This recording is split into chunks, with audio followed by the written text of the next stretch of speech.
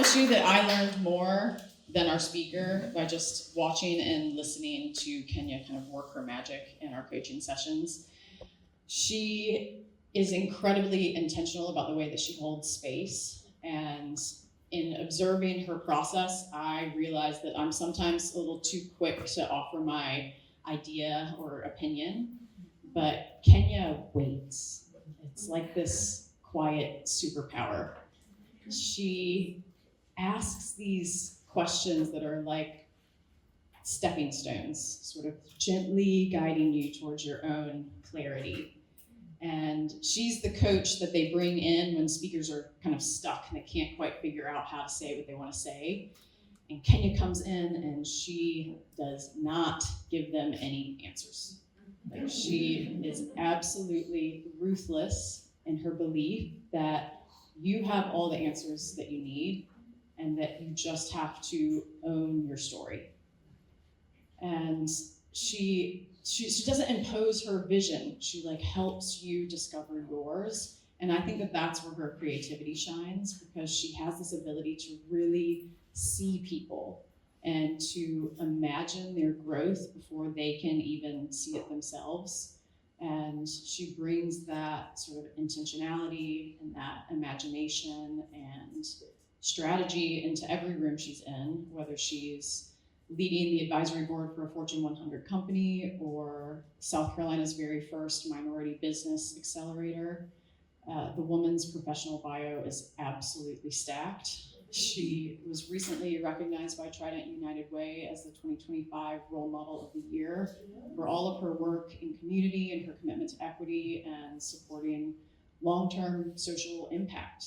Like, her work is about legacy and love and leaving the door wide open for whoever's coming behind her. So in my time with Kenya, I've watched how she sort of holds up this mirror and helps you build the scaffolding so that you can climb up and see and really believe in your best self. And then she hands you the mic.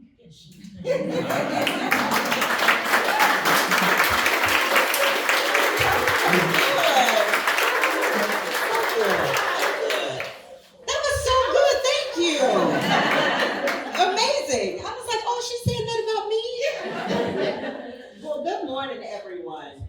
So I am very honored to just be in this space. So let me just say thank you to Jessica for thinking of me and extending the invitation. And I must be extremely honest when I she said, Creative Mornings, and I was like, well, why would you ask me to come into this space of Creative Mornings when, like, I'm a coach, right? I'm a former corporate executive. Like, that's what I do. I'm not a creative, right?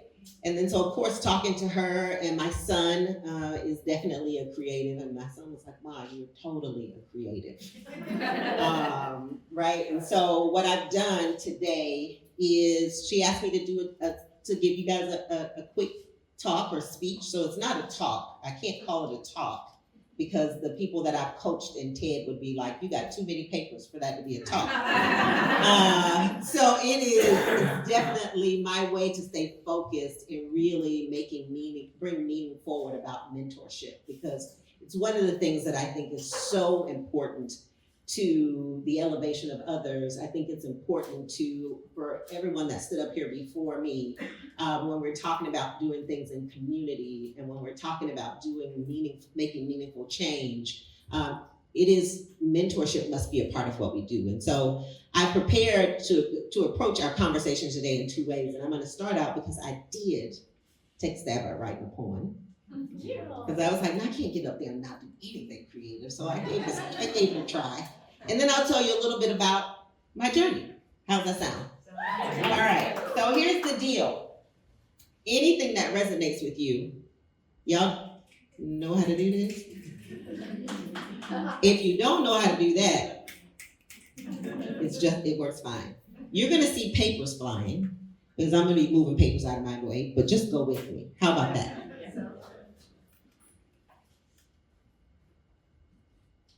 Built by hands, but not my own.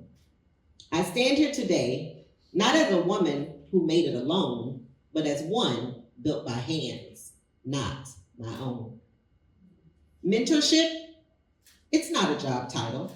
It's a sacred exchange between the fire and the spark, between the question and the knowing glance, between I can't and someone seeing you and saying, yes, you can, and here's how.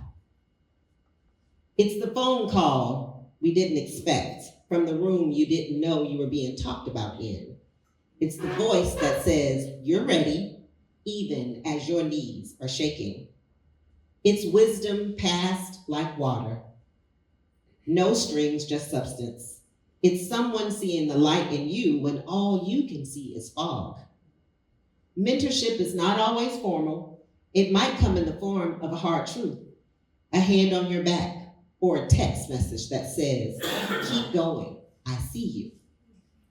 It's time shared, lessons offered, paths made smoother because someone was willing to walk before you and then circle back to come and get you. I've been the spark. I've been the fire. I've walked on wings, not my own. And now I offer mine. Because when you learn, you teach. And when you get, you give. And when you rise, you reach back.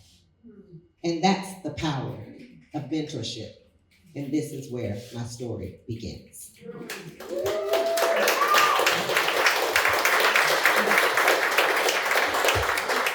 I want to take you guys back to the moment that the entire trajectory of my career changed. I was sitting at my desk, navigating life as a wife, a mother, and a fairly new employee at this organization that I'd only been with for about a year. And my phone rings. I answer it, and it's the vice president of the region. Now, I don't know about y'all, but when you get a phone call like that, when your badge is still a bit shiny and still a bit new, the word that didn't come to me was opportunity. The words that came to me was, oh shit, what did I do? Hi, Kenya. We want to consider you for an expanded leadership role for this upcoming acquisition. Now, I wasn't ready, at least not in my mind. So I hung up, heart racing, and I immediately go to my boss. And I said, you'll never believe who called me, the vice president. She didn't hesitate. Of course I know. They talked to me before they called you. The question is, did you say yes? That opportunity or that moment would lead to 12 years of a career rise that led me to some of the highest positions in that organization that also allowed me in my mid-40s to retire from a corporate career. Do you know that I was so nervous that I went back to my boss and I said, I don't know if I can do this. I don't know that I'm ready. Do you think that I can do it? And what she said to me next would be something that I would hold on to forever. And she said, Kenya, you can do it, and I will help you. I believe in you. You are one of the smartest young people I have ever met. That wasn't just encouragement. That was the start of mentorship. So shortly after stepping into that role, 2 other women decided that they were going to get on this train and mentor me as well. They didn't just offer advice, they actually offered support. They mentioned my name in rooms where decisions were being made. They were my true sponsors. And the most beautiful part is when those women left that company, they never left me. They continued to be by my side in my entire career journey. But let me just pause in this moment to say this. I didn't just stumble into mentorship, and I'm getting really emotional because I had a conversation with my mom earlier on the way here, but I was raised in it. You see, my mother grew up as a single mother, or I grew up with a single mother, and my mom created the hub for other single mothers in our apartment. When we had food, they had food.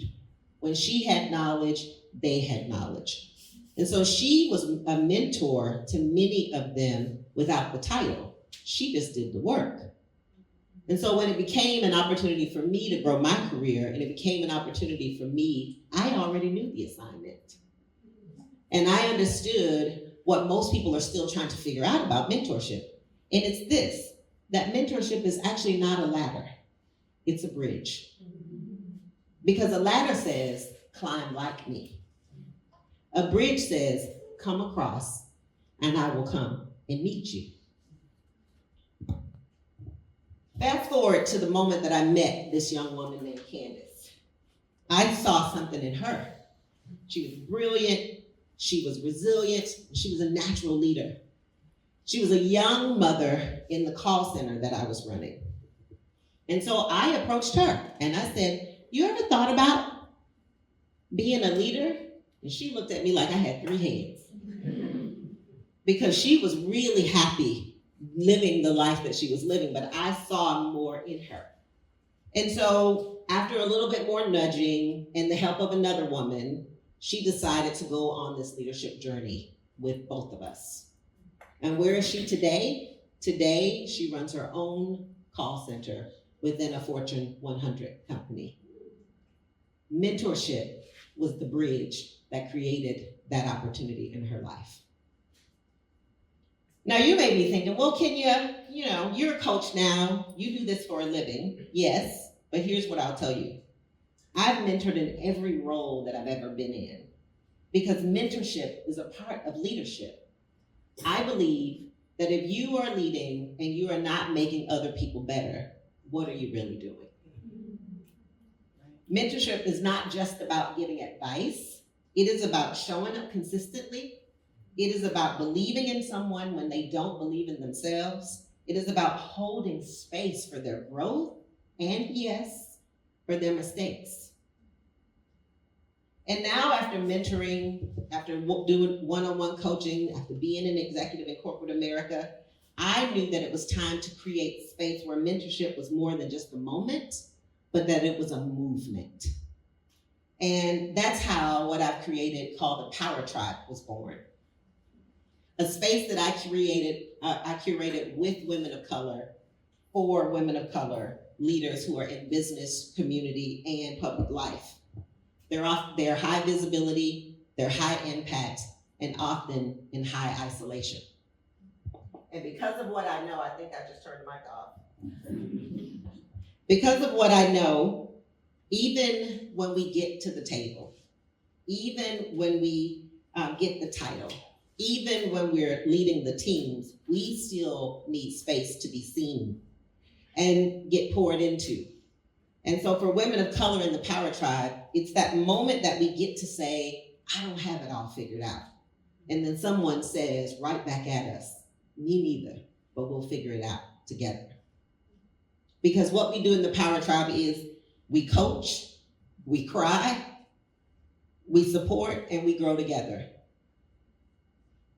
It's where I teach what I've learned over the years, how to lead with integrity, how to influence and impact. It's where we talk about the hard things. It's where we celebrate the big things. And it's where we mentor each other. Because here's the truth. Sometimes mentorship is top down. But what I found now that I'm in the Power Tribe is that the best mentorship, the most powerful mentorship, is what I've coined, it circles up. And if my corporate career taught me anything about how to build bridges, the Power Tribe has taught me how to build community on those bridges. When I say circle up, what we do is because we don't just pass down wisdom and knowledge in the Power Tribe, we actually pass it around. We stretch each other, we strategize together, and we serve. And here's the beautiful thing.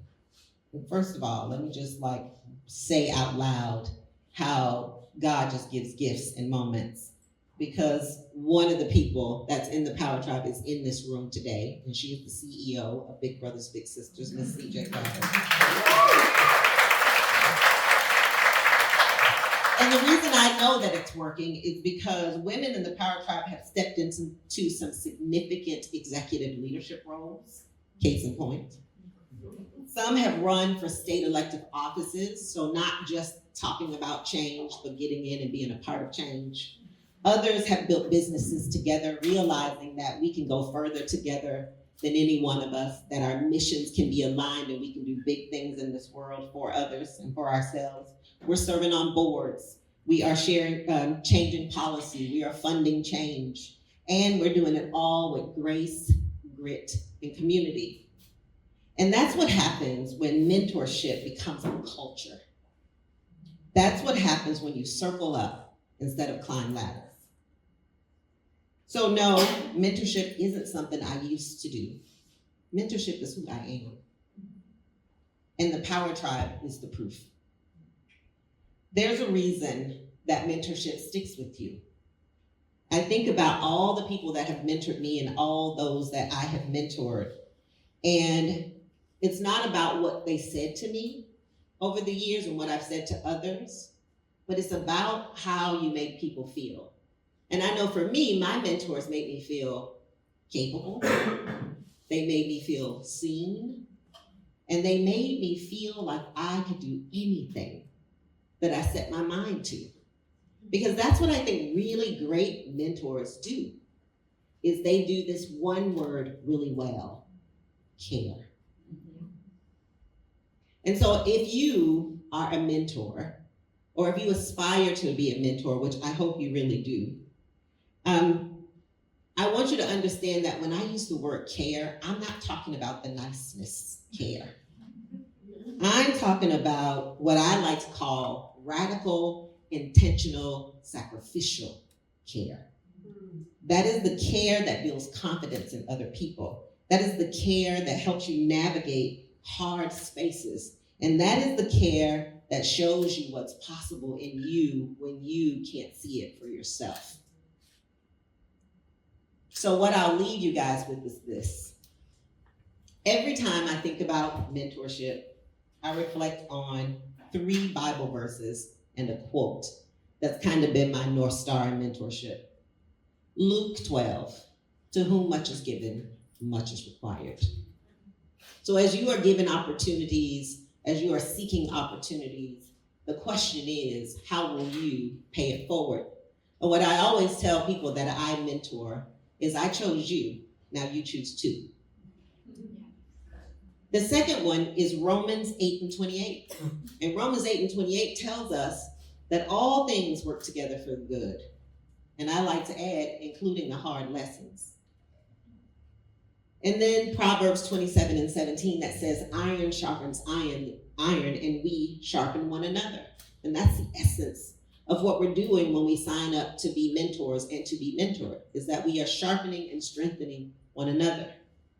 And then the quote is the quote by Dr. Maya Angelou that says, when you learn, teach, and when you get, give. I'll leave you these last thoughts. You don't need a title to be a mentor. You don't even need 20 years of experience either. You just need to care enough to reach back, to reach across, and to build that bridge. Because someone is waiting for you to say, I see you. I believe in you. Let me help. And if you've ever had a mentor pour into you, the best way to show your appreciation is to become the mentor that you once needed. Thank you.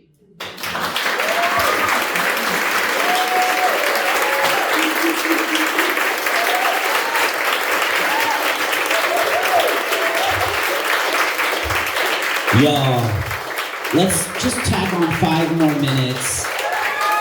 And yes, just keep that up. We love the energy. But when you hear a talk like this, I think it might inspire us to ask a couple questions. And because we're doing well on time, we've got time for your questions. So I'm gonna hand the mic back to Kenya. Raise your hands and we'll get these questions knocked out. All right, what questions do we have? Yes. It sounds like you had some like imposter syndrome when you first got approached by your management saying you should be a leader and step up to that role. Like, how did you overcome that? Did you ever face that again at any point in your leadership career? So this predates the words imposter syndrome. But yes, I did in the beginning. And I have learned on my journey to not subscribe to that. I don't subscribe to this idea of imposter syndrome. Do I meet rooms that challenge me to grow again? All the time. And I think that's what imposter syndrome really comes to do. It's when you get into this moment, and I hope I'm also answering your question, it's the recognition that the thing that you're chasing is actually chasing you. And what I mean by that is when you set goals and when you have these deep aspirations to do more, to be more, like the universe is going to create opportunities for you to become the version of yourself that's needed to be successful there, because we're that loved, right? And so what I always tell people that I mentor is don't be afraid of it, sit with it, right? And get you a really solid mentor to help you navigate through it, because every time you're about to do something significant, it's a growth moment for you. And so if you want to use the term imposter syndrome, it will come back to show up. And it's just yourself realizing that your old self is about to have to sit to the side. Yeah.